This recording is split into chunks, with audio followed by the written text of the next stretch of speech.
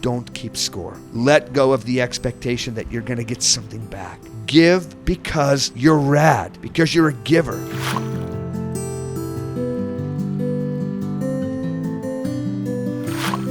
You incredible human, the fact that you are here now listening to me, the fact that you have pressed that link tells me something absolutely critical and awesome about you. It tells me that you're willing to reach out when there's a need. It tells me that you're willing to be teachable and humble. It tells me that your heart is soft, and having a soft heart is such an important part of our lives instead of being hard-hearted, in part because we don't have all the answers. We are not all-knowing. There's so much experience and strength and power that resides outside of us, and knowing that is a sign of wisdom, of intelligence, and of strength. Recognizing and accepting this will help you to reach out and tap into other sources. This is good, my friend. It's so good. I think sometimes there's this popular idea that everything we need is inside of us, or that we possess everything that we need, and I would like to gently challenge that. Why do we have to have everything inside of us? Why do we have to have all the answers? Why do we have to be perfect as we are, instead of realizing that we are beings in the middle of growing, developing, and evolving, that other people in the world can offer strength, truth, inspiration, and motivation, and we would be absolute fools for not using that. So this podcast is really for a rainy day, and I hope that you can remember it and plug it into your life as a source of hope, optimism, and a perspective that can allow you to continue in an awesome and meaningful trajectory despite the challenges, injustices, and difficulties that you will most certainly have to deal with and that will arise in your life. I'm here today to hopefully help you to stand up a bit straighter, to lift your chin up, and to raise your eyes to the possibilities, and to focus your energy and attention where it needs to be, and to commit you to live intelligently, honorably, and with courage. I admit right now that I want you to move onward, to continue on, to carry the burden in an admirable and beautiful way. I admit that I want you to believe that you will be wiser, more experienced, and better suited to reach, teach, and support others through their own struggles. I admit that I want you to widen your gaze and to float above your current circumstance and to see a higher and more optimistic and empowered perspective. Empowered meaning that you can do something. You can alter the course of what is happening. That you can impact and influence the outcome, the end result. That you can focus your mind, your actions, and summon your body and brain to act, to lift, to rise, and to succeed. People have been doing this for thousands of years. Men, women, children, heroes, and heroines. People who have been recognized for their great deeds, and those who have largely been unrecognized, and yet have given, risen, created, served, loved, and in the end become legends. I'm not attempting to measure you against anyone else. I just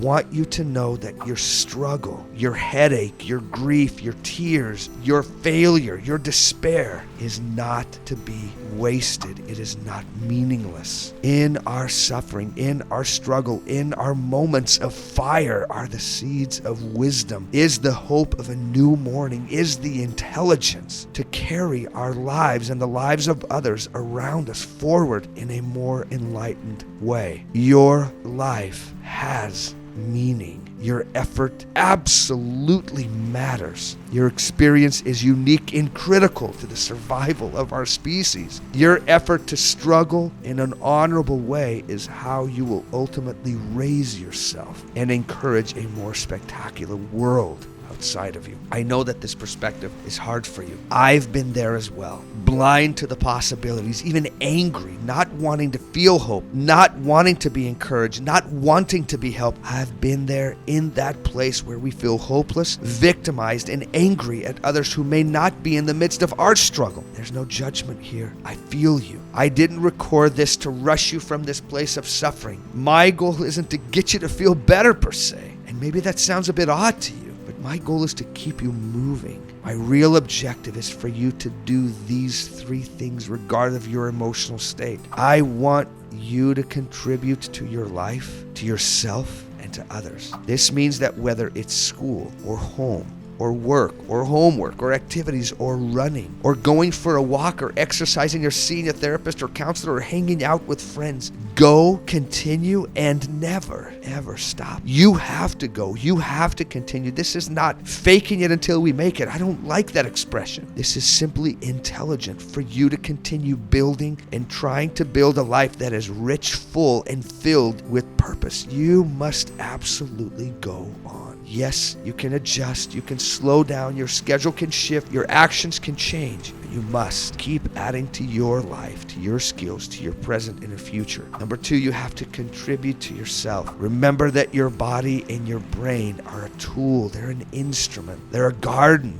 and you have to simply care for it. You have to feed it, fuel it. You have to remove the weeds, that stuff that poisons you, the weeds that choke the motivation out of you. You have to sharpen that instrument and create a beautiful and rich garden. Feed your life with good friends, with good events, with good books, with good movies, with great quotes, with great fun, with great people, with great habits, adventure, fun, and humor. You have to contribute to yourself. Learn an instrument, learn a new activity that develops your character and your ability to create beauty in your life and in the life of others. You have to grow. We have to grow. It's our destiny. It's what we're here to do. So do so. Learn to knit, to sing, to whistle, to climb, to run, wrestle, to knit, to do the Rubik's Cube, to do a magic trick, a new joke, but learn and keep fueling your mind, your body, and spirit. It matters. What you eat matters. And I'm not just talking about the food to put into your body. I'm talking about what you're feeding your mind, what you're feeding your life, what you're feeding your focus and attention, what you're feeding yourself spiritually. You may need to slow down, but don't come to a halt. Keep contributing, even if it's in small, slow, and minuscule ways. You don't have to fix everything in your life that will come. Just keep contributing, keep growing, keep making progress in those challenging areas. In the end, if you're armed with this perspective, this philosophy and belief, you will absolutely come out victorious. Lastly, you must contribute to others and do this deliberately, consciously, meaning intentionally. And I'm not talking about doing some grand gesture that's going to overwhelm you. Think simple. Pick up a piece of trash. Open a door. Say a kind word. Text a hello or a thank you or a small compliment. Wave at someone. Smile at someone. Offer to help in your home or at school or with a friend or in a classroom. Give, and don't worry about not having enough room to keep giving. Your heart is not small. There's no limit to what you can give. In fact, as you give, you will receive more. I always tell people, if you want it, give it. Give respect, friendship, trust, fun, service, and this will make it more likely that you'll end up receiving more of it in your own life. I have one more thing to say in regards to giving, my awesome friend. When you give it, forget that you gave it. Don't keep score. Let go of the expectation that you're going to get something back. Give because you're rad, because you're a giver, because you're here to make this world a better place. Give without expectation. Don't let your left hand knows what your right hand is doing. Do you know what I'm saying? So let's go. You and I, in joy, in suffering, in laughter, in pain, in wisdom, in confusion, go forward, not backward. Remember that you're the most important person you speak to every day, and sometimes you'll have to talk to yourself instead of listening to your brain, who will want to stop and give up and shrink. And I suppose that if you do that with the knowledge that you'll rise tomorrow and go again, or the next hour. Let's go. Remember to contribute to your life, to yourself, to others. Narrow your focus, but widen your perspective and your gaze, and stay brilliant, my friend.